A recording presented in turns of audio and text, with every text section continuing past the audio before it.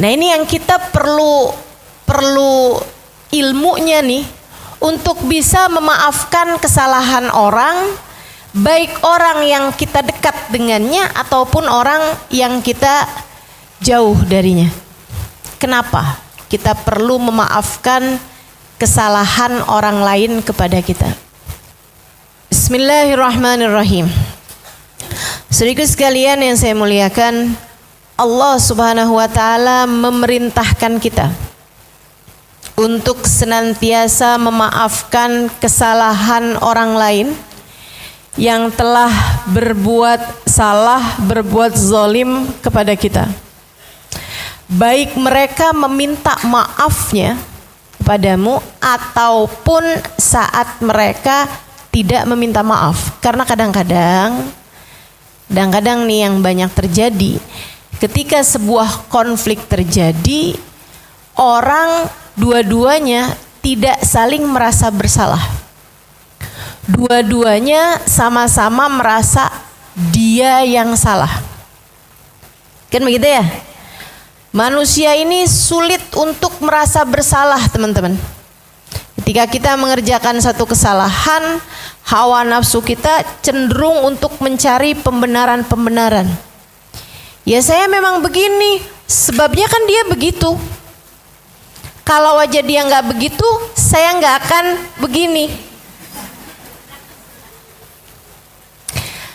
Para istri yang selalu berkata kasar kepada suaminya pasti akan berkata, ya gimana saya nggak kasar?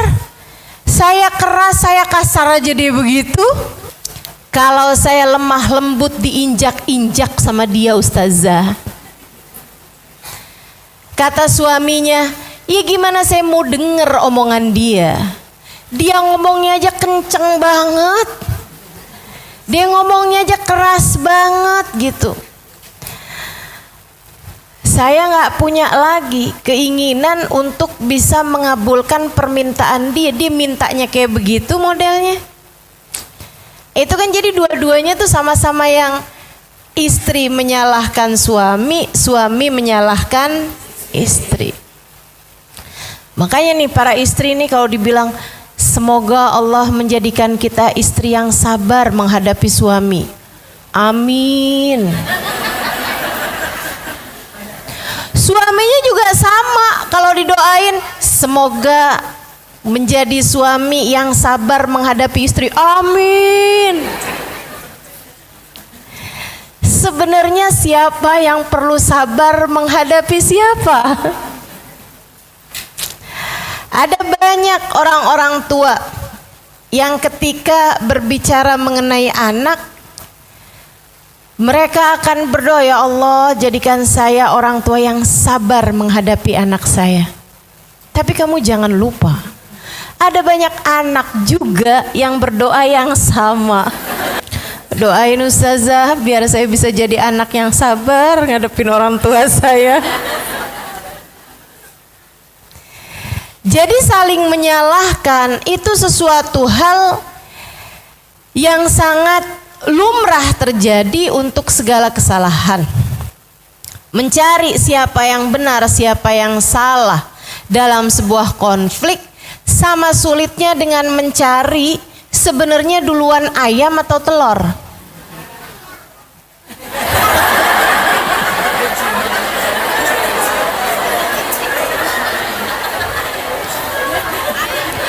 Tapi kan ayam dari telur, Dek.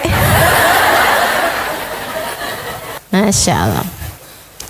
Jadi teman-teman sekalian yang saya muliakan, kayak gitu tuh, nggak ketemu ujungnya gitu, nggak ketemu awalnya gitu kan.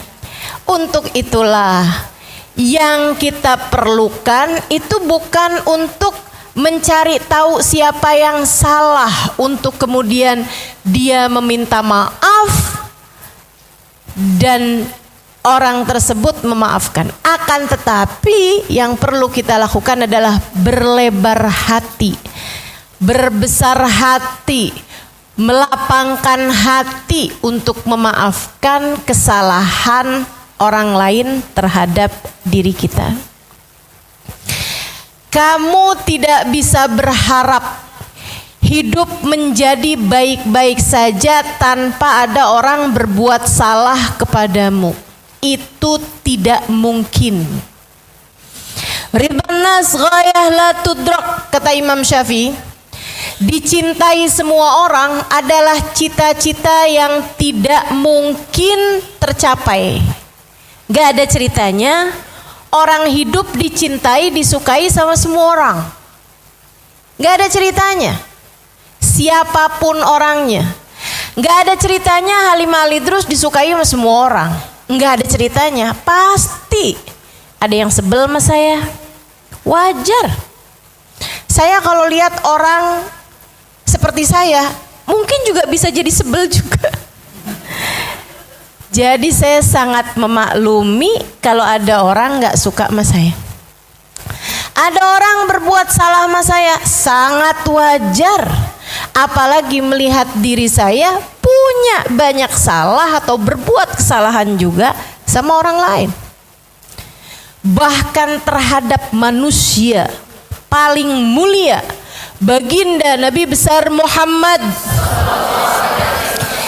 tidak pernah punya salah sama siapapun, tidak pernah berkata kasar kepada siapapun, selalu berbuat baik kepada siapapun. Allah Subhanahu wa taala menjadikan Nabi Muhammad punya banyak pembenci. Nabi Muhammad punya banyak haters, istilah anak zaman sekarang. Nabi Muhammad punya banyak pengganggu, bahkan bukan main-main. Kesalahan orang lain kepada Nabi Muhammad bukan hanya sekedar Nabi Muhammad udah senyum dan dia nggak membalas senyumnya. Bukan hanya sekedar tetangga bikin hajatan Nabi Muhammad nggak diundang. Bukan hanya sekedar Nabi Muhammad setiap kali telepon sama dia nggak pernah diangkat. Bukan hanya itu teman-teman saudaraku sekalian, akan tetapi mereka bahkan merencanakan pembunuhan. Mereka bahkan melempari Nabi Muhammad dengan batu kerikil. Mereka bahkan saudaraku sekalian melempari Nabi Muhammad dengan kotoran unta. Segala macam jenis kezaliman orang lain pernah dilakukan oleh baginda kita Nabi besar Muhammad sallallahu alaihi wasallam. Pernah mereka lakukan kepada Nabi besar Muhammad sallallahu alaihi wasallam. Maka wajar ketika kita hidup di dunia ada banyak orang-orang yang berbuat kesalahan kepada kita. Saudara sekalian, Imam Syafi'i difitnah orang. Imam Syafi'i dikata-katain orang. Bahkan mereka sampai bikin hadis palsu buat nyerang Imam Syafi'i. Mereka bilang, man arada madhhab iblis fa'alaihi bimadhhabi ibni Idris. Siapa yang kepengen mengikuti, mereka bilang ada hadis nih bunyinya gini, siapa yang kepengen mengikuti madhabnya iblis, silahkan dia mengikuti madhab anaknya Idris, yaitu Imam Syafi'i. Imam Syafi'i namanya Muhammad bin Idris Asy-Syafi'i. Saudaraku sekalian yang saya muliakan, mereka bahkan ngarang hadis palsu buat menjatuhkan Imam Syafi'i. Fitnah Imam Syafi'i dengan berbagai macam fitnah. Saudara sekalian saya muliakan, apa yang dilakukan oleh Imam Syafi'i ketika orang-orang bilang, "Tuan, fitnahan kepadamu sudah semakin merajalela. Apakah kamu merasa perlu untuk klarifikasi?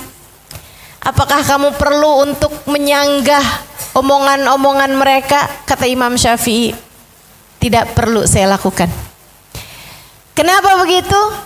Imam Syafi'i bilang, siapalah saya jika Sayyidina Hasan meninggal diracun orang, Sayyidina Husain meninggal dipenggal kepalanya, Sayyidina Umar meninggal dibunuh orang, Sayyidina Utsman dipenggal, dihunus, meninggal dunia, dihunus pedang dari belakang saat beliau sedang salat. Sayyidina Ali dibunuh seseorang ketika ketika hendak berangkat sholat subuh. Bahkan baginda Nabi besar Muhammad sallallahu alaihi wasallam dikata gila, dikatain tukang sihir, didustakan. Bahkan Allah subhanahu wa ta'ala zat paling mulia difitnah punya istri, difitnah punya anak. Katanya Imam Syafi'i, jika yang mulia semuanya mendapatkan fitnahan, semuanya mendapatkan kesalahan-kesalahan orang, semuanya diperlakukan dengan zalim oleh manusia dan tidak selamat dari kejahatan lisan manusia, siapa pula Syafi'i ini? Harus jadi siapa saya untuk bisa selamat dari kejahatan lisan manusia? Maka adalah kewajaran ketika ada yang tidak suka dengan kita. Sesuatu yang sangat normal ketika ada orang yang membenci kita, ketika ada yang berbuat kesalahan kepada kita, ketika ada yang kamu rasa menyakiti hatimu, kamu rasa menggalaukan hidupmu, kamu rasa membuat hidupmu menjadi tidak baik-baik saja karena dia, itu adalah sesuatu yang wajar. Kewajaran hidup di atas muka bumi ini. Ada yang suka, ada yang tidak suka sama kita. Itu poin yang harus kamu pegang terlebih dahulu, teman-teman sekalian. Jangan berharap tidak ada yang berbuat jahat kepadamu, semua orang berbuat baik sama kamu. Jangan pernah berharap hidup tanpa ada pembenci. Wajar-wajar aja, sangat wajar. Sekali lagi, sangat wajar.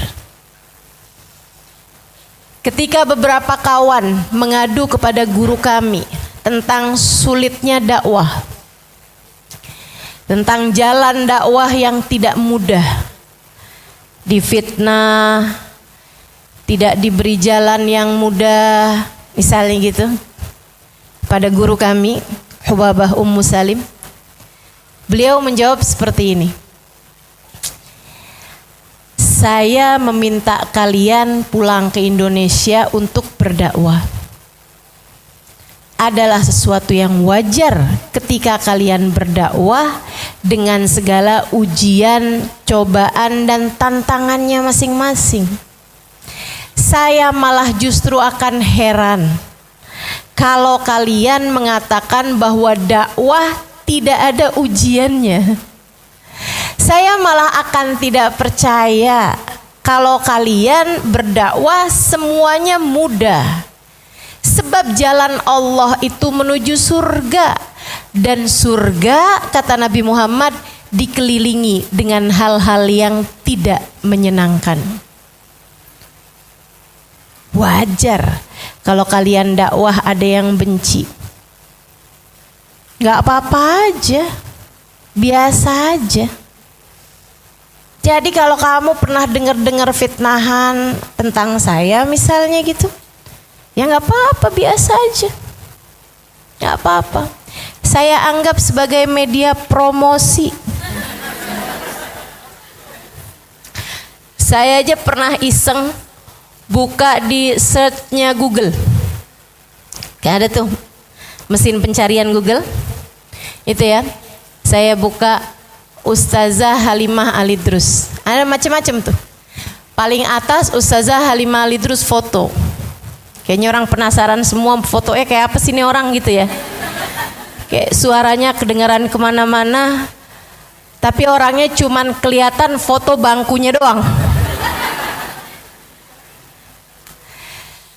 Sehingga sekalian, habis itu di bawahnya lagi nih, Ustazah Halimah Alidrus kajian, Ustazah Halimah Alidrus buku. Ada nih, Ustazah Halimah Alidrus suami. Penasaran suami saya kayak apaan? Oke, wajar. Saya baca lagi bawahnya, ada lagi nih. Ada sesudah Ustazah Halimah Ali Idrus jadwal gitu ya. Di bawahnya gini, Ustazah Halimah Ali Idrus meninggal. Ya, alhamdulillah. Sesudah saya bangkit dari kematian, hal yang biasa-biasa aja gitu. Ada orang yang mengatakan hal-hal yang tidak baik tentang kita misalnya gitu. Hal yang sangat lumrah. Semoga Allah Subhanahu wa taala selalu menjaga kita insyaallah. Benar ya bahwa kita hanya memiliki 2 buah tangan. Tak akan cukup untuk bisa menutup mulut semua orang.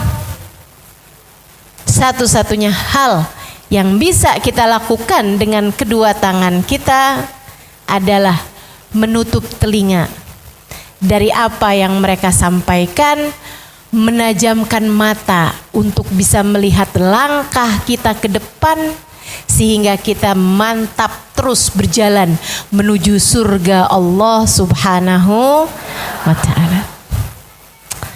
Hal yang bisa kita lakukan adalah melapangkan hati untuk bisa memaafkan kesalahan semua orang seperti yang dilakukan oleh baginda kita Nabi besar Muhammad sallallahu alaihi wasallam, dan orang-orang mulia telah mencontohkannya kepada kita sekalian. Maafkan kesalahan siapapun yang berbuat salah kepadamu agar hatimu damai. Kenapa kita perlu memaafkan kesalahan orang? Nih, yuk kita bahas satu-satu. Karena masalahnya kalau orangnya itu orang jauh yang di sana-sana, kita kadang nggak terlalu peduli ketika dia berbuat kesalahan yang kadang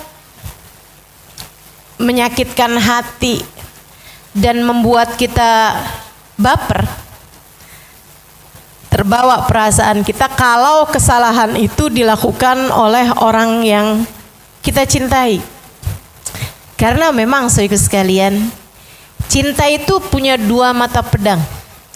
Ketika kita mencintai seseorang, kita akan mudah merasa berbahagia karena dia, atau kita pun juga mudah untuk merasa sakit hati dengan apa kesalahan yang dia lakukan. Bukan gitu? Kesalahan dilakukan oleh orang lain, kita bisa yang kayak bodoh amat lah. Tapi kalau yang nyakitin itu adalah saudara kita, suami kita, anak kita, misalnya gitu.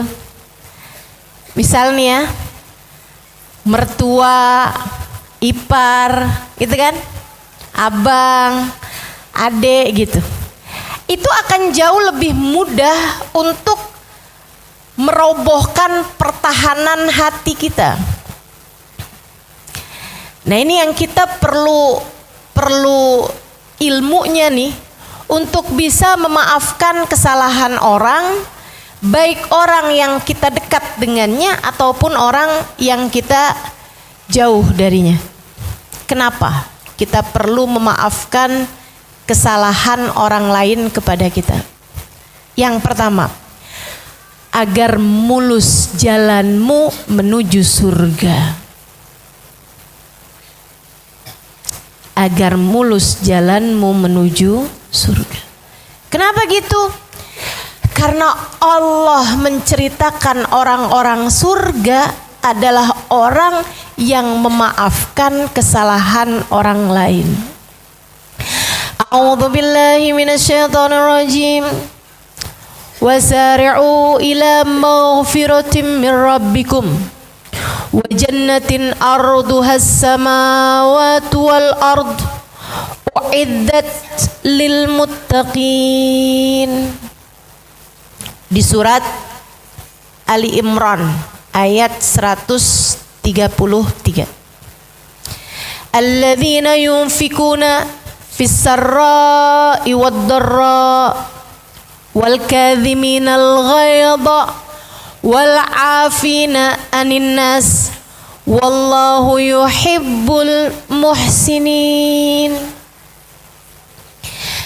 Kata Allah Subhanahu wa taala, wasari'u ila maghfiratin min rabbikum, bersegeralah kalian menuju ampunan Allah, bergegaslah kalian menuju ampunan Allah Subhanahu wa taala, wa jannatin, dan menuju kepada surga. Lari, buruan. Kemana ya Allah? Ke surga. Lari, buruan.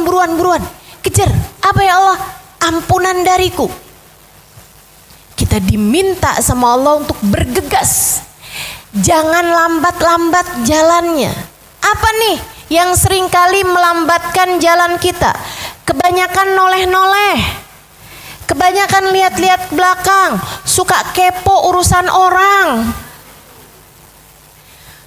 Suka peduli sama apa yang orang lain lakukan terhadapmu atau apa yang orang sampaikan tentangmu.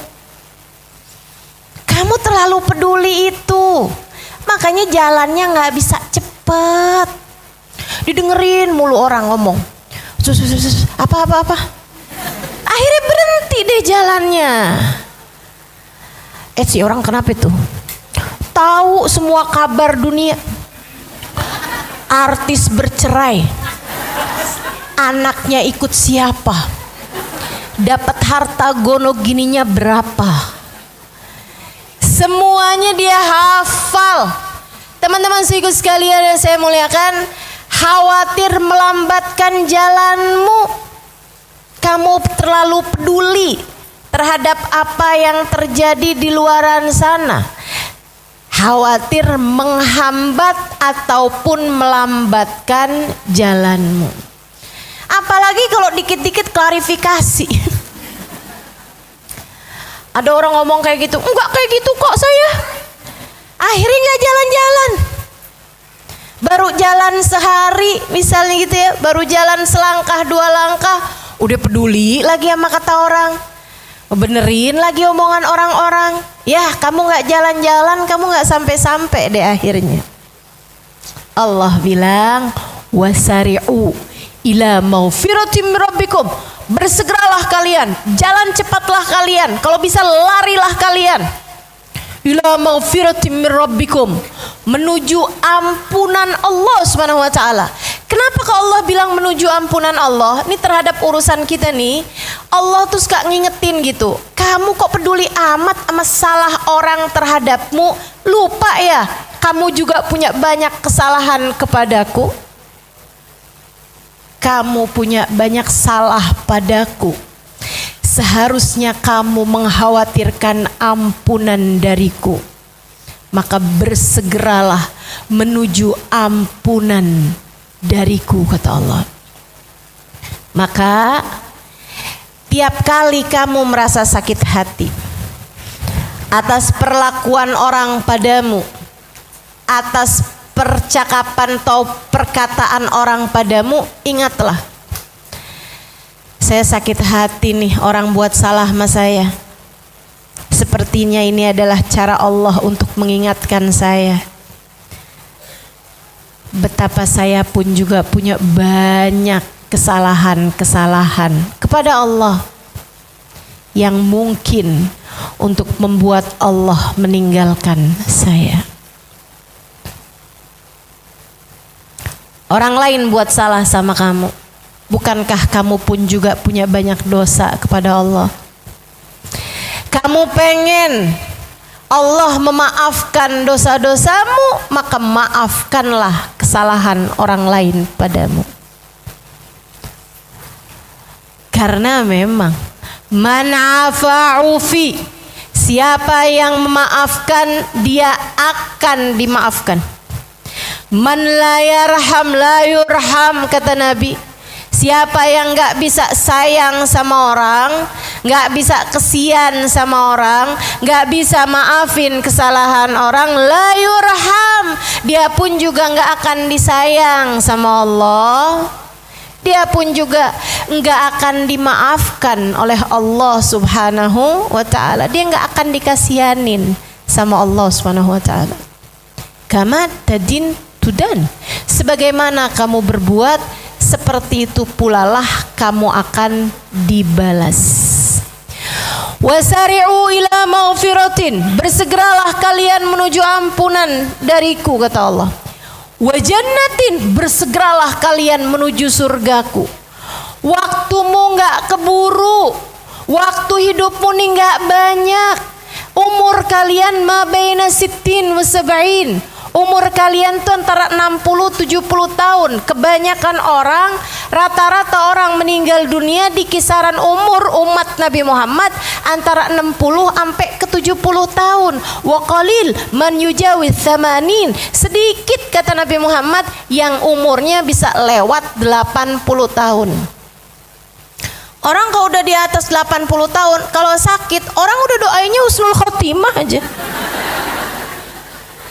Betul nggak? Orang tuh kalau udah umur 80 tahun, maaf nek, maaf, kagak punya teman sebaya. Teman sebayanya udah pada meninggal semua. Ya kan begitu? Masya Allah, Masya Allah. Temenannya udah sama cucunya gitu. Umur kita nih pendek, teman-teman saudaraku sekalian. Sementara surga itu kekal. Persyaratannya itu banyak, kriterianya itu banyak. Karenanya bersegeralah kata Allah menuju surga. Udah gak usah pusing-pusing mikirin orang lain bikin begini, orang itu bikin begini, si ini bikin begitu, si ini bikin begini. Udahlah. Kamu fokus aja sama perjalanan kamu sendiri. Buruan, cepetan jalan menuju surgaku. Arduhas samawat wal ard, luasnya seluas 7 lapis langit dan seluas bumi. Allah kasih tahu nih. Maksudnya gini loh, kamu aja misalnya dibilangin ada rumah luas, kamu mau nabung, kamu mau susah-susah buat kebeli rumah bagus itu.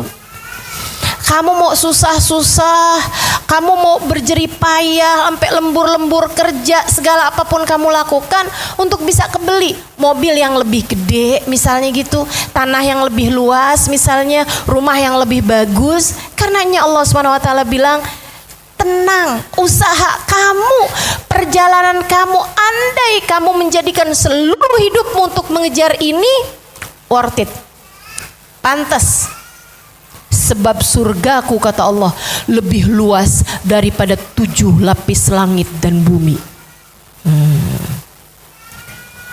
U'iddat lil muttaqin. Surgaku ini kata Allah, aku persiapkan untuk hamba-hambaku yang bertakwa. Siapa sih ya Allah yang bertakwa ini? Yang sholatnya paling banyak, yang jilbabnya paling lebar, yang kayak gimana ya Allah yang bertakwa? Alladzina yunfikuna fis-sarra'i wad-dharra, orang-orang yang bisa mengeluarkan hartanya saat dia sedang dalam keadaan mudah, saat dia sedang dalam keadaan kaya, wad-dharra, bahkan saat dia dalam keadaan miskin. Bukan main-main kriteria surga. Allah nggak bilang surga ini aku peruntukkan buat orang yang di saat dia punya harta yang banyak dia bisa sedekah. Oh enggak gitu. Di saat dia sedang dalam keadaan susah dia menerima sedekah. Bukan kata Allah. Surgaku jauh lebih tinggi daripada itu. Gimana surgamu ya Allah? Alladzina yunfikuna fis-sarra'i wad-dharra.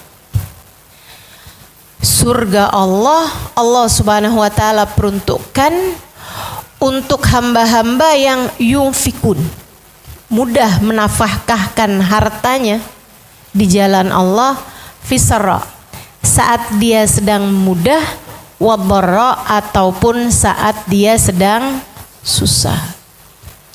Ustazah, kalau sedang susah gimana dia menafkahkan hartanya? Bu,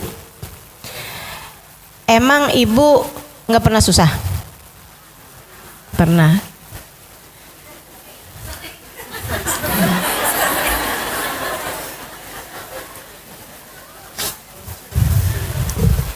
Di saat kamu sedang susah, ini saya tanya, susah secara materi ya.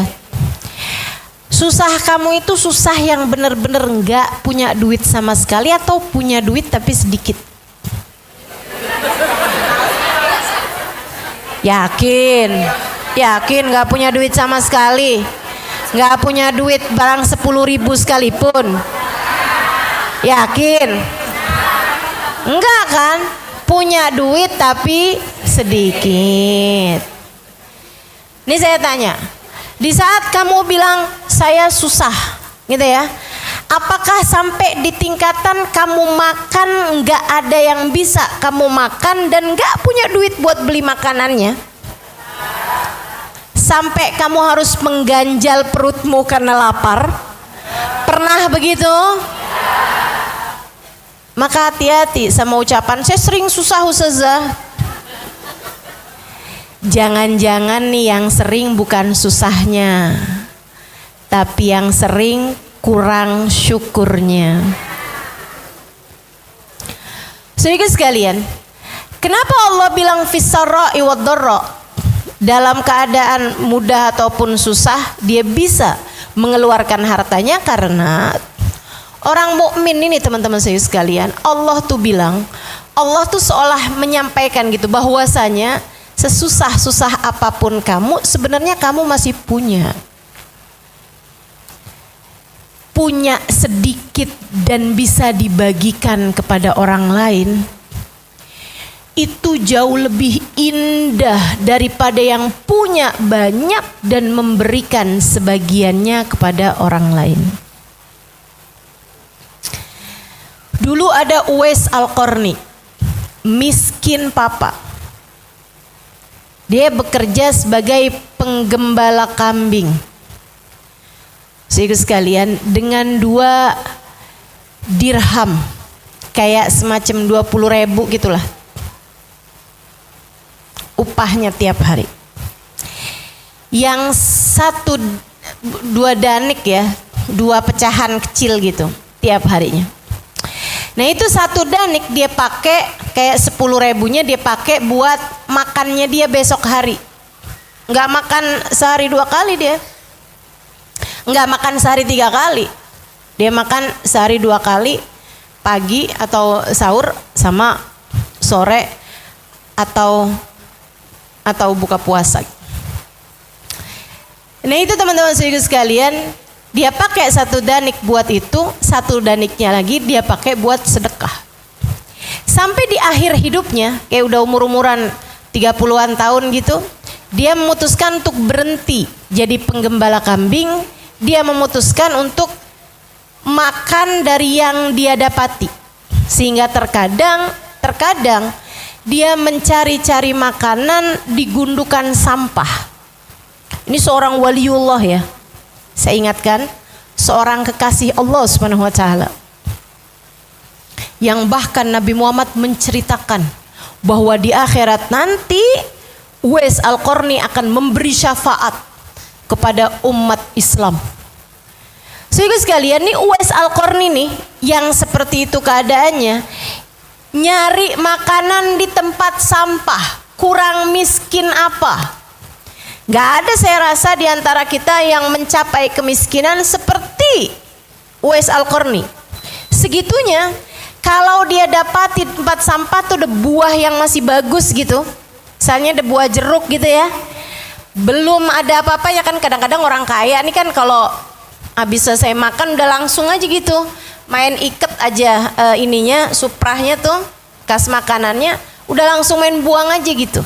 Nah itu kadang Uwais mendapati gitu, ada buah yang masih bagus gitu, belum digigit sama sekali gitu kan, belum rusak sama sekali gitu. Itu sama Uwais diambil, dibersihkan, dia sedekahkan kepada orang lain. dia sedekahkan kepada yang lain.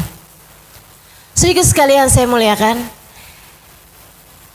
sembari bersama dengan itu, setiap malam dia berdoa, ya Allah, apabila ada hamba-Mu yang malam ini tertidur malam dalam keadaan perutnya lapar, maafkan Uwais ya Allah, Uwais tidak dapat memberikan padanya sesuatu. Masih takut bahwa beliau kurang dermawan, masih takut bahwa dia akan dihisab Allah atas kesulitan orang lain.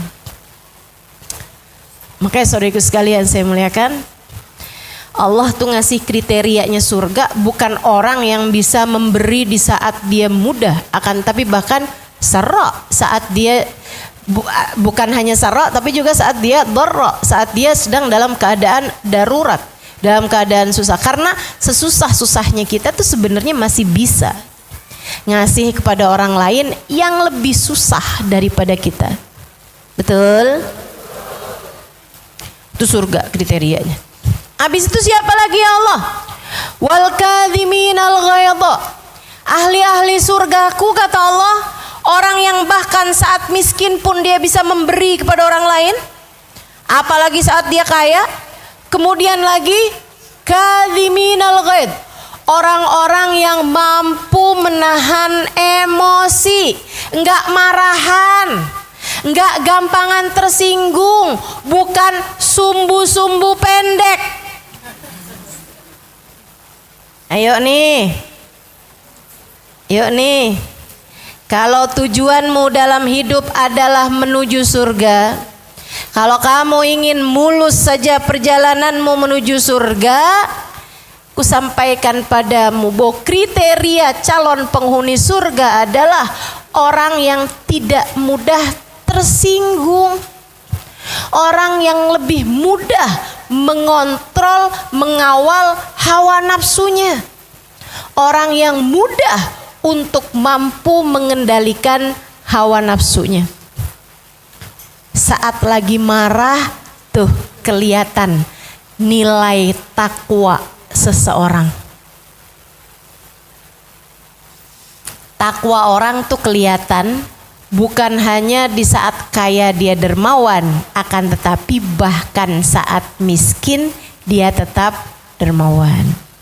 Takwa orang kelihatan saat ada orang lain yang berbuat salah, ada orang lain yang berbuat keji, ada orang lain yang tidak memberikan haknya kepada dirinya, ada orang lain yang memperlakukan dia dengan tidak semestinya.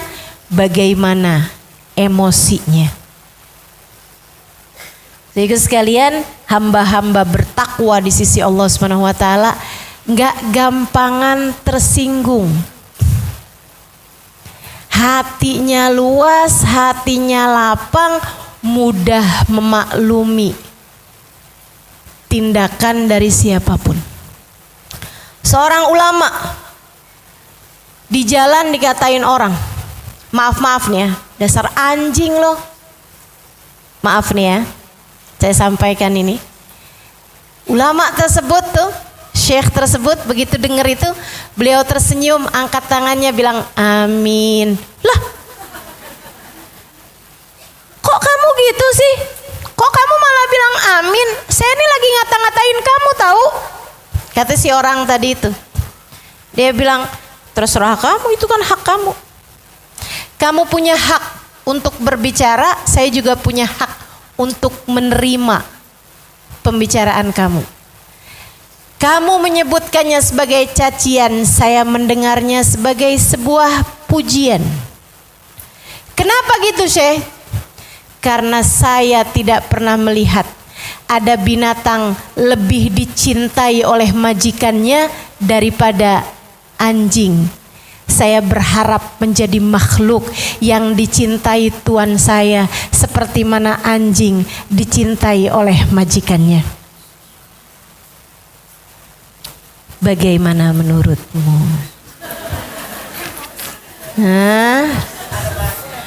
wal kadhiminal ghaidh. Nah, hamba-hamba tercinta di sisi Allah Subhanahu wa taala, para ahli-ahli takwa, calon-calon penghuni surga, mereka mampu mengawal emosinya, mereka mampu mengendalikan emosinya, menjadikan semua yang mereka dengar sebagai sesuatu hal yang indah daripada berpikir sesuatu hal yang buruk bagi dirinya.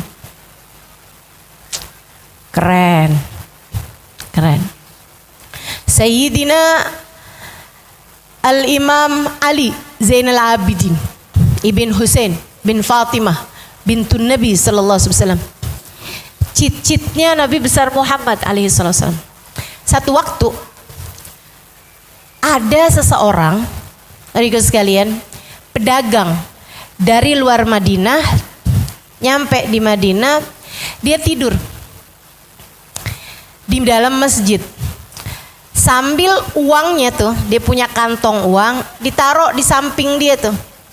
Dia pikir habis saya sholat nih, saya sholat duhur gitu ya. Dia masuk tuh udah sepi, masjid tuh sepi, gak ada siapapun, cuma ada satu orang yaitu Sayyidina Ali Zainal Abidin lagi sholat di masjid tersebut. Cicitnya Nabi besar Muhammad sallallahu alaihi wasallam, anaknya Sayyidina Husain yang adalah merupakan cucunya Nabi besar Muhammad sallallahu alaihi wasallam, lagi sholat di situ. Dia nih, si pedagang ini nih, habis selesai sholat duhur, dia tuh sebenarnya pengen jalan ke rumah temennya, sahabatnya, itu ya, di kampung situ. Cuman dia berasa ngantuk banget, jadi dia pun tidur dengan uang hasil dagangannya tuh ditaruh begitu aja di samping dia. Waktunya nggak lama kemudian temennya tuh yang masuk ke masjid tersebut, si temennya dia nih. Terus dia lihat, lah ini kan teman saya nih, tidur aja di masjid, dan dilihatin ada duitnya di samping dia kan. Astagfirullah, nih orang sembarangan banget sih. Diambillah uangnya, disimpenin maksudnya dia gitu kan, dibawa pulang ke rumahnya. Si orang ini bangun beberapa menit kemudian, panik, duitnya nggak ada di sampingnya. Terus dia lihat masjid tetap sepi seperti tadi, yang ada adalah hanya orang yang sedang sholat di pojokan tadi itu. Sayyidina Ali Zainal Abidin, fix dia nih ngambil duit saya. Jadi ditungguin sampai lepas sholat. Habis selesai pas sholat, samperin sama dia, balikin dong duit saya. Duit apa ya pak? Ah, so pura-pura. Dari saya tidur tadi sampai saya bangun nih, nggak ada orang di masjid ini selain kamu. Jadi pasti yang ngambil duit saya adalah kamu. Balikin duit saya. Maaf pak, jangan buka-buka aib orang. Udahlah, ayolah balikin aja, nggak usah sok-sokan. Ada berapa ya pak duitnya pak? Yang dipikirkan Ali Zainal Abidin, nutup aib orang. Ini mungkin dia tidur, duitnya diambil sama orang. Yaudahlah, daripada dia ribut-ribut gitu, dia ribet-ribet, yaudah aja dah. Duitnya isinya berapa ya pak? Pakai segala nanya, 10 juta. Oh, oke. Baik pak, sebentar ya pak. Yuk kita jalan. Dibawa sama Sayyidina Ali Zainal Abidin pergi ke rumahnya. Beliau pun ambil, kebetulan ada uangnya. Beliau pun balikin. Nih pak, 10 juta buat bapak. Pakai cara buat saya, duit-duit saya. Dia pikir kalau nggak ngambil ngapain dibalikin? Ya kan begitu. Kalau nggak nyuri ngapain dibalikin gitu. Udah dituduh nyuri, kalau memang enggak ngapain dibalikin kan gitu. Akhirnya dia pun pergi ke rumah temennya itu yang memang rencana dia kan. Begitu nyampe di rumah temennya, dibalikin tuh duit. Nih sembarangan aja kamu tidur di masjid, bawa duit segitu banyak. Hah? Jadi duitnya kamu yang ambil? Iyalah, saya tadi pergi ke masjid, untung aja tuh saya pergi ke masjid. Dia bilang saya pergi ke masjid, saya lihat kamu tidur enak banget, ngorok sampean tidurnya di masjid. Saya liatin duit kamu di samping kamu tuh gitu aja kamu taruh, bukannya disimpan gitu. Dia bilang astagfirullah, astagfirullah. Terus siapa tuh ya orangnya? Saya tuduh dia maling duit saya. Soalnya dari sejak awal saya tidur sampai saya bangun tuh cuman dia doang yang ada di masjid. Orangnya kayak gimana? Begini. Saya sampai pergi ke rumahnya dibalikin duitnya masalahnya. Orangnya kayak gimana? Diceritain kan, astagfirullah, ente kena cucu Nabi Muhammad kualat loh. Itu Sayyidina Ali Zainal Abidin. Astagfirullah, nih gimana ya ampun. Nih kayaknya nih saya nih dikutuk jadi batu kagak berubah nih. Allah, gimana? Temenin saya yuk, saya mau minta maaf sama dia. Nggak ada ceritanya, ogah saya. Ogah, ntar saya ikut-ikutan juga, kena. Nggak mau, pergi aja sendiri sana. Kamu yang bikin salah. Makanya orang tuh jangan mudah menghakimi. Iya, abis gimana dong? Ayo dong temenin. Nggak mau juga, akhirnya dia sendirian tuh. Dia ketuk pintu, dibukain sama Sayyidina Ali Zainal Abidin. Dia nunduk, dibalikin duitnya, Tuhan maafin saya Tuhan, maafin saya telah menuduhmu mencuri, ternyata uang saya diambil sama teman saya untuk disimpankan. Maafkan saya Tuhan, maafkan saya. Sayyidina Ali hanya senyum aja. Nggak juga kayak kita, makanya.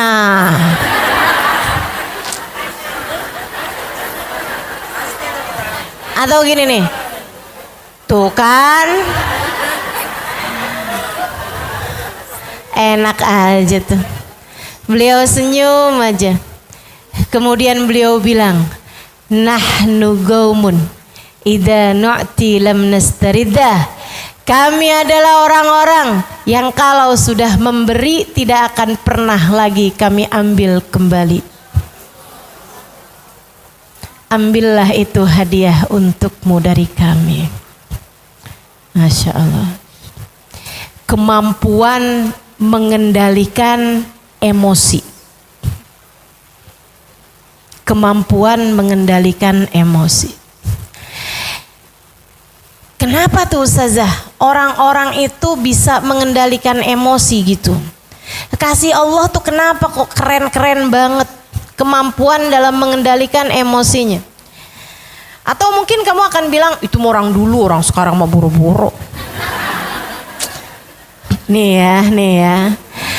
Kamu tuh jangan karena kamunya nggak mampu mengendalikan emosi, kamu pikir orang seluruh dunia kayak kamu semua. Nggak gitu, Kak, Dek, Bu. Ada banyak di atas muka bumi ini orang-orang baik laki-laki maupun perempuan yang mampu mengendalikan emosi mereka. Keren, nggak bisa terkalahkan. Mereka tuh, saya kalau lihat mereka, karena saya alhamdulillah Allah izinkan mata saya untuk memandang wajah-wajah mereka.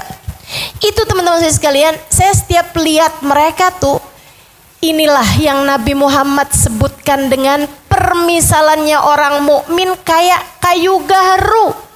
Dicium wangi, dibakar semakin wangi.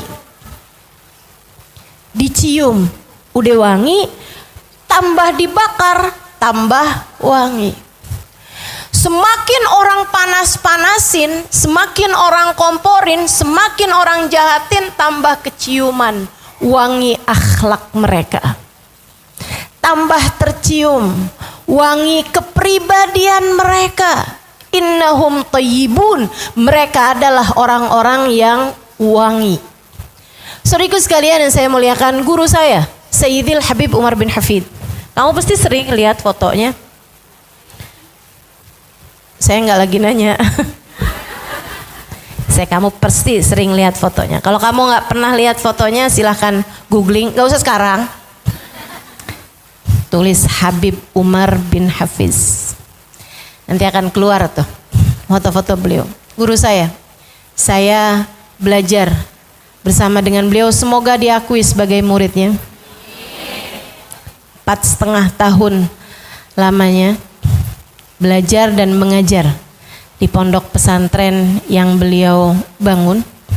Sehingga sekalian, satu waktu di Tarim, di kotanya Habib Umar, ada seorang laki-laki yang mengakui tanah yang semua orang udah tahu tanah itu tuh punyanya keluarganya Habib Umar dan jatuh warisannya kepada Sayyidil Habib Umar bin Hafid.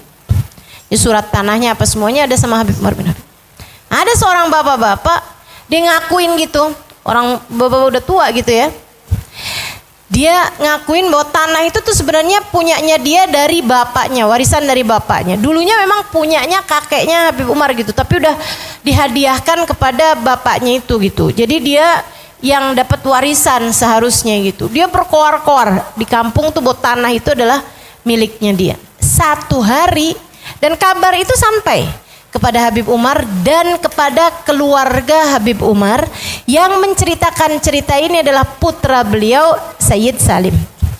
Jadi sekalian, satu waktu si orang tadi ini datang mengetuk pintu ke rumah Sayyidil Habib Umar bin Hafid, dibukakan sama Salim ini yang cerita nih.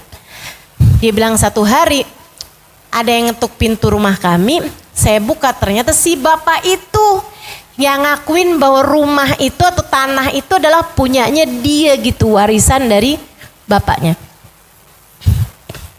Saya pun kemudian masuk ke dalam, saya kasih tahu abah saya. Dia bilang, Sayyidil Walid datamu, ada orang itu loh yang ngakuin tanah itu sebagai tanah dia. Marhaban. Suruh masuk, buatkan air. Habib Umar pun menemui, dari mulai buka pintu senyumnya lebar, ya ahla wa sahla marhaba, silahkan masuk gitu kan. Duduk, didengarkan sama Habib Umar, marhaba marhaba. Senyumnya nggak hilang. Nih ngadepin orang yang ngakuin tanah itu adalah miliknya, padahal suratnya sama Habib Umar, padahal semua orang tahu bahwa itu adalah milik keluarga mereka. Habib nemuinnya dengan senyum tuh emosi tingkat, kemampuan mengendalikan emosi tingkat langit keberapa nih ya? Di saat kita kemampuan mengendalikan emosinya tingkat sumur. Mereka langit, kita bukan cuman bumi nih tapi sumur, kayaknya malah tambang minyak nih kayaknya nih kita nih. Bawah banget ya. Senyum aja Habib Umar. Marhaba, marhaba. Baik, baik. Habis itu beliau kemudian masuk, ya, masuk keluar bawa surat tanah. Di saat Sayyid Salim yang cerita nih, putra beliau, mulai nyuguhin minuman, teh dan kue-kue kecil gitu kepada orang tersebut. Jadi Sayyid Salim dengerin tuh perbincangan ayahnya yang sudah bawa surat tanah itu kepada orang tadi ini.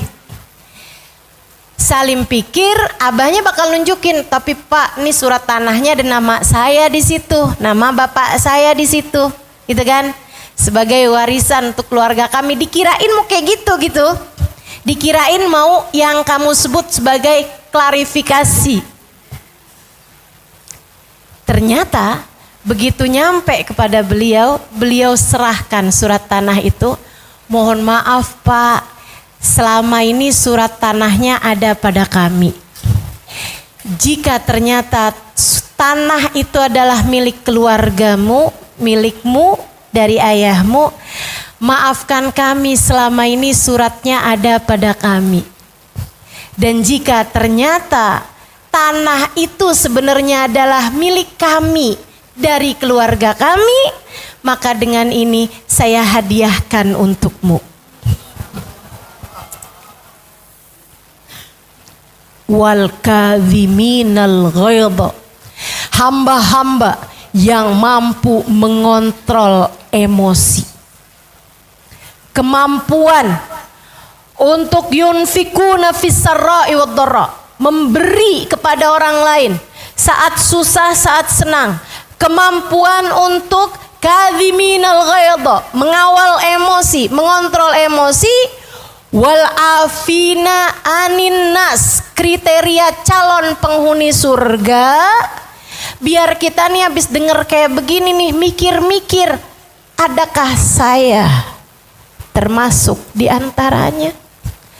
Kayaknya masih jauh kita untuk menjadi salah satu di antaranya.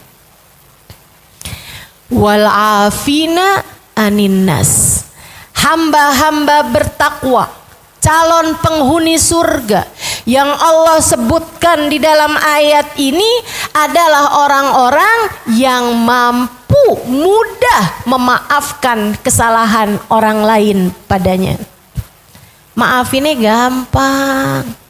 Maaf ini gampang. Dibikin marahnya susah, maafinnya gampang. Bagaimana denganmu? Biar kalau dengan surga jangan sok-sokan ngerasa saya salah satu calon penghuninya. Biar kalau dengar-dengar tentang neraka, hatimu tuh seharusnya takut, galau, sambil bertanya, ya Allah, kok kayaknya saya pantas nih ya. Jangan-jangan saya calon penghuninya, ya Allah, lindungi saya ya Allah, kasihanilah saya ya Allah. Karena kalau disebutkan tentang kriteria ahli neraka, alladzina la yadhkurunallaha illa qalila. Orang-orang yang jarang ingat sama Allahnya. Kok kayak saya ya? Alladzina la yaqumuna ila salati illa kusala. Orang-orang yang apabila bangun menuju salat, alladzina idza qamu ila salati qamu kusala. Orang-orang yang kalau bangun menuju salat bangun dalam keadaan malas. Aduh, lagi enak-enak nonton nih, udah zuhur nih. Ya ampun, lagi enak-enak masak nih, udah asar nih. Ya ampun, lagi enak-enak ngobrol nih, hangout, jalan-jalan, udah maghrib nih. Qamu ila sholati qamu kusala. Kalau berjalan menuju sholat kita berjalan malas. Ingat Allahnya jarang-jarang. Kok kayak saya ya? Siapa itu mereka? Orang-orang munafik yang Allah sebutkan dalam Al-Quran sifatnya mirip sama mereka. Kok kayaknya saya lebih condong jadi orang munafik nih, na'udzubillah min dzalik. Sementara kalau disebutkan tentang surga, kok cirinya yunfikuna fis sarai wad dharra. Ya Allah, jangankan saat miskin, saat kaya aja saya pelit. Wal kadhiminal ghaidha, orang-orang yang mampu mengontrol, mengendalikan emosi. Saya malah sumbu pendek nih. Gampang banget disulut emosi saya, gampang banget saya dibikin marah. Wal afina anin nas, orang yang mudah memaafkan kesalahan orang lain. Saya malah justru membesar-besarkannya. Kesalahan orang yang kecil saya menganggapnya besar. Yang gak salah aja kadang saya usahakan biar dia terlihat salah. Ya Allah, ternyata saya memang belum menjadi ahli-ahli surga. Ya Allah, bimbing kami ya Allah, agar menjalani kehidupan semakin hari semakin baik. Karena ternyata surga tidak mudah teman-teman. Kriteria surga tidak gampang teman-teman. Calon-calon penghuni surga persyaratannya nggak gampang. Ya jangan kata mau masuk surga, mau masuk UI aja susah. Betul nggak? Emang kamu pikir surga lebih bawah daripada Universitas Indonesia? Enggak lah. Kamu mau masuk ke Amerika tuh loh dari Indonesia, katanya persyaratannya tuh susah, apply visanya tuh susah. Baru mau masuk ke Amerika tuh segitu susahnya. Gimana dengan mau masuk surga? Surga jauh lebih berharga daripada itu. Diperlukan hati yang sungguh-sungguh faham. Di antaranya adalah untuk memaafkan kesalahan orang. Yuk belajar. Yuk belajar. Tiap kali datang dalam hatimu keinginan untuk tidak memaafkan kesalahan orang, ingetin, menuju kemana nih jalan? Mau menuju kemana nih perjalanan hidup saya? Ingetin, wahai diri, jika tujuan akhirmu adalah surga, Allah sampaikan dalam Al-Quran persyaratan kriteria penghuni surga adalah untuk orang yang mampu memaafkan kesalahan orang lain. Maka maafkan kesalahan orang agar mulus perjalananmu menuju surga. Insya Allah. Sekarang inget-ingetin, siapa orang yang kamu belum memaafkan kesalahannya? Ada? Ada? Adakah seseorang yang sampai sekarang kamu kalau inget dia, hati kamu tuh kayak berujar, maafin, sorry aja. Tidak segampang itu, bro. Nggak gitu gampang. Enak aja dibikin kesalahan segitu gampangnya, terus gampang-gampangnya saya maafin, sorry. Dia pikir saya siapa? Oh tuh, itu bahasa nafsumu tuh. Nafsumu tuh gampang banget bikin kata-kata dia nggak kenal siapa saya.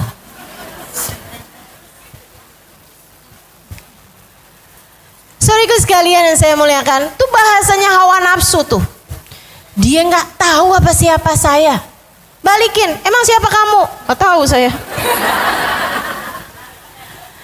Siapa kita, teman-teman? Kita adalah hambanya Allah yang kita akan hancur tanpa rahmatnya Allah, yang kita akan celaka tanpa kasih sayang Allah, yang kita akan hina tanpa dimuliakan Allah.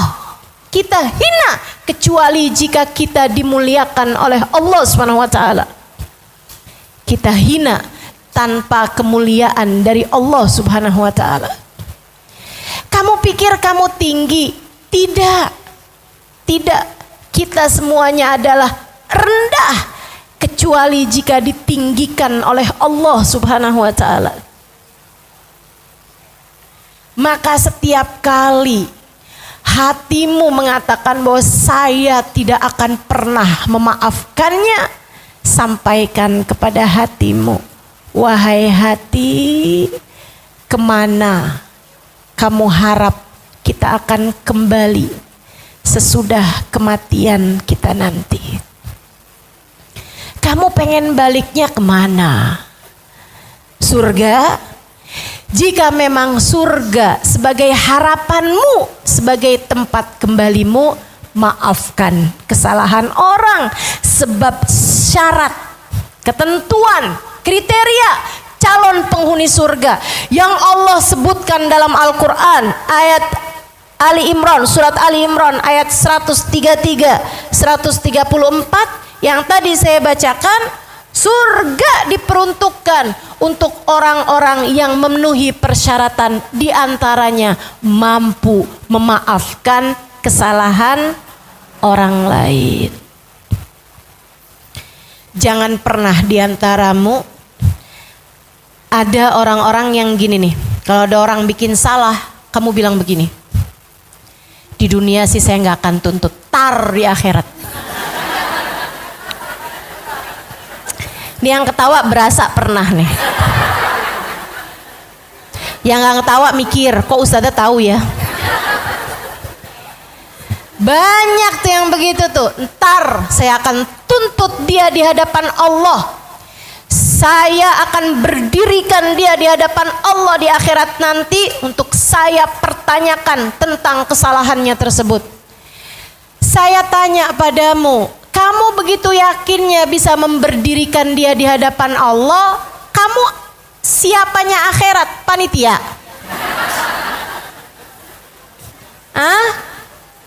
Sudah ada nih suratnya. Kamu udah dikasih name tag sebagai panitia akhirat. Kamu dan dirinya sama-sama makhluk yang akan diberdirikan di hadapan Allah untuk setiap kesalahan yang kalian pernah lakukan di atas muka bumi ini. Wa man ya'mal mithqala dzarratin khairan yarah. Wa man ya'mal mithqala dzarratin syarran yarah. Siapa yang melakukan sebiji dzarrah, setitik debu kebaikan, dia akan mendapatkan balasannya. Dan siapa yang melakukan sebiji dzarrah daripada keburukan, dia pun akan mendapatkan balasannya.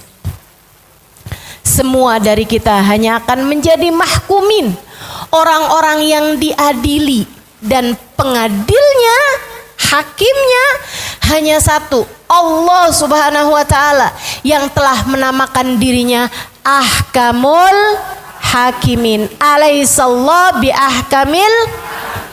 Bukankah Allah adalah hakim yang seadil-adilnya? Ustazah, saya sih nggak pernah doa kayak gitu, Ustazah. Tapi saya doanya kayak gini nih. Ya Allah, bukankah kebaikan dan keburukan ada balasannya dari sejak di dunia dan di akhirat? Ya Allah, balaslah keburukannya kepadaku dengan keburukan yang jauh lebih buruk lagi. Saya doanya kayak gitu, Ustazah. Boleh nggak kalau kayak gitu, Ustazah, doanya? Ada yang nyaut boleh katanya. Masya Allah. Teman-teman sekalian, kalau kamu percaya bahwasanya setiap kebaikan dan keburukan sudah akan dibalas Allah dunia sebelum di akhirat, tidakkah seharusnya kamu berpikir bahwa keburukan yang sekarang kamu terima adalah merupakan balasan Allah atas keburukanmu di masa yang lalu? Halo? Kenapa kita kalau sama orang lain bikin buruk sama kita bilang tar dibales loh? Nah, bisa jadi yang sekarang kamu terima dari keburukan ini juga balasan atas orang lain pernah kamu dolimi, kemudian dia bilang tar dibales loh. Jadi kamu pun mendapatkan balasannya. Maka saudara sekalian, daripada sibuk untuk merencanakan pembalasan bagi dia di akhirat ataupun di dunia, jauh lebih baik bagimu untuk mengintrospeksi keburukan-keburukan diri yang telah kamu lakukan di masa lalu. Maka setiap kali dizolimi oleh orang lain, sampaikan kepada dirimu, mudah-mudahan ini adalah merupakan balasan dari Allah atas keburukanku di dunia yang cukup dibalas dengan di dunia. Di akhirat nanti Allah sudah memaafkan kita. Ya Allah, ampunilah segenap dosaku dan jangan pernah balas keburukanku di akhirat nanti ya Allah. Gitu. Enak dan gak ada kaitan sama orangnya. Kita mau urusannya antara kita sama Allah Subhanahu ta'ala. Jadi kenapa kamu perlu memaafkan kesalahan orang lain? Yang nomor satu, agar jalanmu mulus menuju surga. Yang kedua, kenapa kamu perlu memaafkan kesalahan orang lain? Agar ibadahmu diterima oleh Allah. Agar ibadahmu diterima sama Allah. Lah apa kaitannya, Ustazah? Oh, kamu belum tahu ceritanya nih. Ketika hatimu menyimpan dendam, ada syahna di dalam hatimu, kebencian, dendam, kesumat dalam hatimu, itu menjadi semacam penghalang antaramu dengan ibadah yang kamu lakukan, sehingga ibadahmu tidak terangkat, apalagi terkirim, apalagi diterima di sisi Allah Subhanahu wa ta'ala. Salasatun la turfa salatuhum fawqa ru'usihim shibra. Kata Nabi Muhammad, 3 kelompok orang solatnya tidak akan terangkat sejengkal pun dari kepalanya. Tiap kali kamu sholat kamu keluar duk. Udah segitu doang. Nggak keangkat. Boro-boro dibawa sama para malaikat. Nggak ada. Kealang. Kalang sama apa? Amat salah satu dari 3 dosa ini. 3 kelompok orang sholat tidak terangkat darinya 1 jengkal pun. Kamu sedekah hanya nggak nyampe sejengkal, udah kealang langsung. Kamu hadir di majelis ilmu, kamu berbuat kebaikan, apapun jenis kebaikanmu hanya akan tidak terangkat 1 jengkal pun dari kepalamu.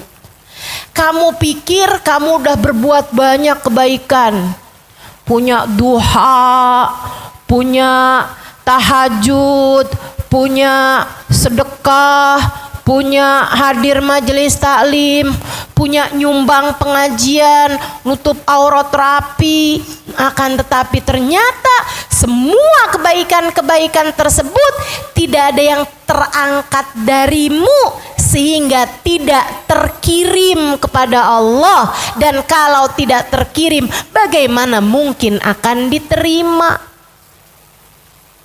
Sementara yang kamu harapkan adalah balasan.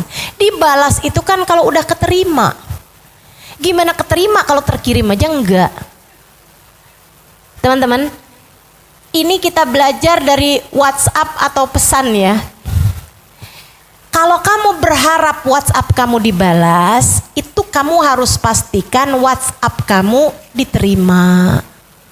Kalau diterima baru mungkin dibalas. Kalau kamu mau memastikan WhatsApp kamu itu diterima, harus sudah terkirim. Kalau terkirim aja enggak karena enggak punya pulsa atau enggak ada sinyalnya, gimana mau diterima? Kalau diterima aja enggak, gimana mau dibalas? Demikian pula dengan amal-amal kebaikanmu teman-teman. Mau mendapatkan balasan berupa surga, berupa pahala, berupa ampunan, berupa keberkahan dalam kehidupan, berupa kebaikan-kebaikan yang akan membuatmu kelak di hari akhirat dapat bersama dengan orang-orang soleh, orang-orang soleha. Itu kamu memastikan amal kebaikanmu tersebut itu terkirim, terangkat. Nah ini 3 kelompok orang kata Nabi Muhammad, enggak ada yang keangkat ibadahnya sejengkal sekalipun dari kepalanya. Imam zalim, pemimpin yang zalim, pemimpin yang tidak disukai rakyatnya karena kezalimannya. Makanya saran saya sih ibu-ibu nih, jangan ada yang nyalon dah.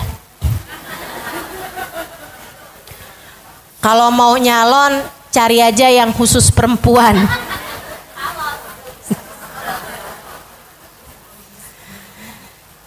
Nggak usah yang nyalon-nyalon anggota dewan gitu-gitu, nggak usah. Saran saya ya, ibu nggak usah ada yang kepengenan jadi gubernur, nggak usah ada yang kepengenan jadi wali kota.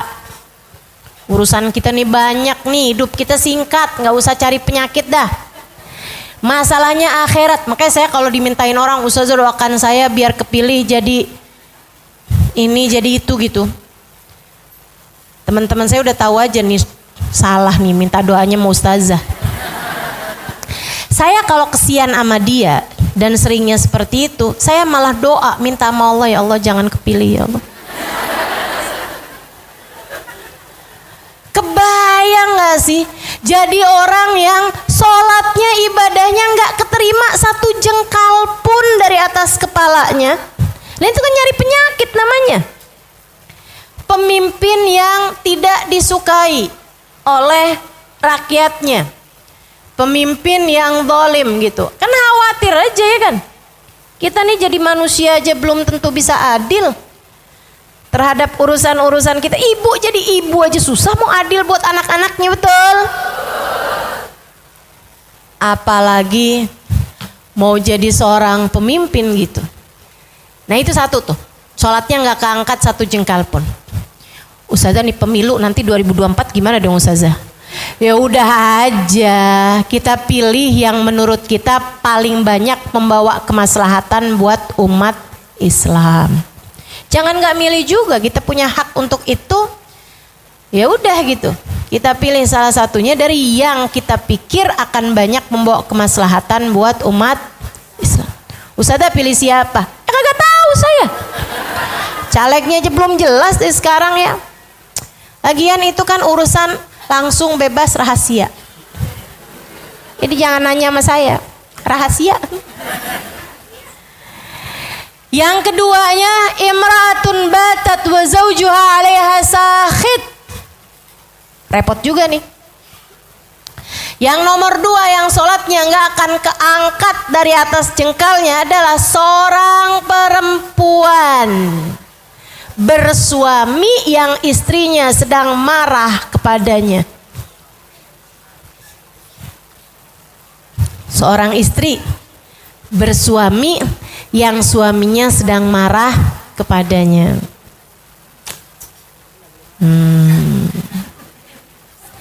Jangan bikin sesuatu hal yang membuat suamimu marah padamu. Hati-hati.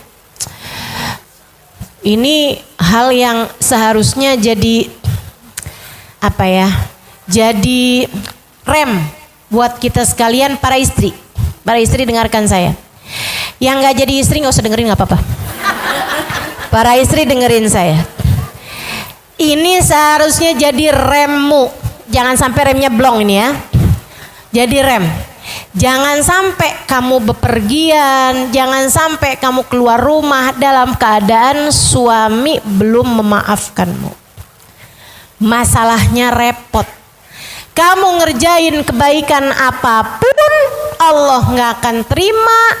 Selebihnya laknat para malaikat tertuju kepadamu sepanjang suamimu belum ridho padamu. Repot. Apalagi kayak saya. Kalau suami saya sedang marah awal-awal nikah. Nah ini kan kepala nih kan masih sama-sama keras. Sekarang udah lumayan lembek.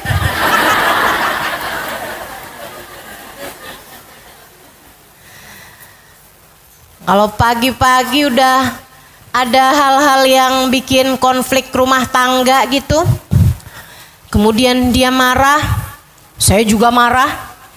Abis itu dia akan keluar rumah, gitu ya. Abis itu saya keluar rumah juga, mau ngajar. Saya sepanjang jalan takut aja, ya Allah gimana nih. Saya ngajar boro-boro nih, yang mendengarkan bisa diterima, nih yang nyampein aja kagak diterima. Sinyalnya mati begini gimana ceritanya nih. Jadi mau nggak mau ini jadi rem buat saya. Tiap kali saya mau ngajar, sebelum saya ngajar, saya udah WhatsApp duluan sama dia, maafin saya. Kayak dalam hati, ntar ketemu sih marahan lagi oke deh. Cuman masalahnya sekarang saya mau ngajar nih. Saya kesian sama yang dengerin kajian saya. Kalau gara-gara saya yang menyampaikan, seorang istri yang sedang tidak diridhoi oleh suaminya membuat jamaahnya juga jadi tidak diterima hadirnya di majelis. Kesian yang udah pada datang dari subuh.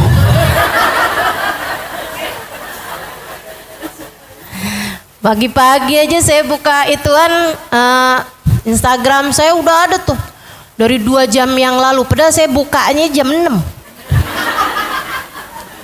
Udah ada fotonya beginian nih. Atau fotonya depan masjid. Ya Allah, nih ibu-ibu udah jam berapa ya berangkatnya?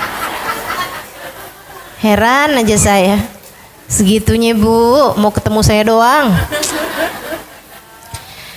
Ibu-ibu sekalian saya muliakan, imra'atun batat 'alaiha wa zawjuha sakhit, seorang istri yang suaminya sedang tidak ridho kepadanya, itu juga sholatnya nggak akan keangkat satu jengkal pun, termasuk ibadah-ibadah yang lain.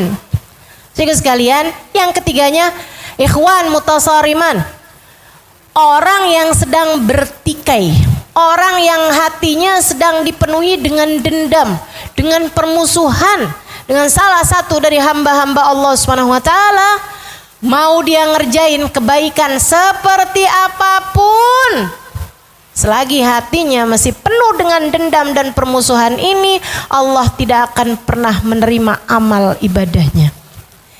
Dan ini teman-teman bisa terjadi bertahun-tahun lamanya. Transportasi antara bumi dengan langitmu terhalang karena 3 hal tersebut. Karena salah satu dari 3 hal tersebut, maka jangan pernah menjadi salah satunya. Tiap kali hatimu ngerasa saya nggak mau maafin dia, saya nggak mau maafin dia, astagfirullah, ya Allah, nih sholat saya gimana dong? Nih ibadah saya gimana dong? Nih sedikit-sedikit kebaikan yang berhasil saya lakukan gimana dong? Ya Allah, jangan ah. Ya udah deh kalau gitu deh. Ya Allah, saya maafin ya Allah, sakit hati saya tapi saya maafin ya Allah. Saya mohon bimbinganmu ya Allah, untuk saya berlapang hati dan memaafkan kesalahan dia. Gitu. Sayangi dirimu, maafkan kesalahan orang terhadap dirimu. Insya. Termasuk yang dari langit ke bumi. Allah tuh kalau mau ngasih ampunan, ngasih tiket bebas dari neraka, ngasih nama-nama yang mau kumpul sama Nabi Muhammad, ngasih kesempatan untuk turunnya karunia dari Allah, membuat yang kena karunia tersebut namanya dipastikan akan ada di belakang Nabi Muhammad di akhirat. Ya. Apapun karunia dari Allah, termasuk cintanya Allah, termasuk kasih sayang Allah dan sebagainya, turun dari langit ke alang sama hatimu yang tidak memaafkan kesalahan orang. Jadi jangan mau yang darimu ke atas terhalang karena kamu punya dendam, permusuhan sama orang lain. Yang dari Allah ke atas muka bumi ini juga kehalang teman-teman, karena kamu gak mau memaafkan kesalahan orang. Karenanya kalau saat ini gak usah nunggu ntar, mumpung nih kalian lagi terbuka hatinya, terbuka pikirannya, bisa mendengarkan dengan baik ucapan saya. Saat ini juga, andai kamu memutuskan, ya Allah, saya sudah memaafkan kesalahan dia itu ya Allah. Kamu bayangkan orangnya, kamu ucapkan di dalam hatimu, ya Allah, saya sudah memaafkan kesalahan dia. Siapapun orang itu, mau pelakor kek, mau penipu kek, siapapun aja, kamu bayangin orangnya, kemudian kamu bilang, saat ini juga kamu bilang, ya Allah, saya sudah memaafkan dia. Bisa jadi yang kemarin-kemarin nih, berbulan bahkan bertahun yang Allah turunkan seharusnya datang padamu terhalang di langit, bisa jadi begitu Allah lihat ketulusanmu mengucapkan itu di dalam hatimu, Allah segera turunkan kepadamu saat ini juga. Dan bisa jadi berminggu, berbulan, bahkan bertahun, pahala-pahala puasamu, sholatmu, sedekahmu, itu ya, Quranmu dan lain sebagainya, yang tidak terangkat darimu satu jengkal pun, bisa jadi begitu kamu bilang, ya Allah, saya sudah memaafkan kesalahan dia ya Allah, saksikanlah saya sudah memaafkannya ya Allah. Begitu kamu bilang seperti itu, Allah lihat kesungguhan dari dalam hatimu, langsung semuanya naik darimu, kemudian Allah terima di sisinya, terkirim kepada Allah, Allah terima dan Allah balas dengan seindah-indah balasan. Jadi sayangi dirimu, maafkan kesalahan orang padamu. Yang terakhir, saudara sekalian saya muliakan, Kenapa kamu perlu memaafkan kesalahan orang padamu? Karena urusannya bukan antara kamu sama orang itu kok. Urusannya sejatinya antara kamu sama Allah.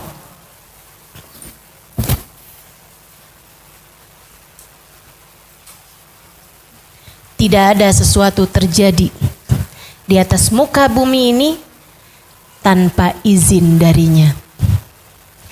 Tidak ada sesuatu terjadi di atas muka bumi ini tanpa izin dari Allah. Bahkan kejadiannya sejatinya semuanya dari Allah Subhanahu wa taala.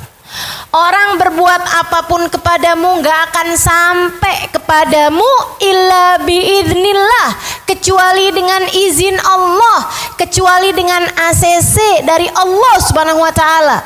Udah ditandatanganin mau Allah buat terjadi tuh, karena semuanya sejatinya dari Allah. Al khair wasyarr kulluhu minallah. Baik buruk semuanya datangnya dari Allah. Orang muji kamu sejatinya dia memuji dari Allah. Untuk Allah lihat gimana nih kamu nih. Kalau aku jadikan hambaku memujimu, gimana hati kamu? Hah, gimana? Masih bisa tetap tawadu atau jadi sombong?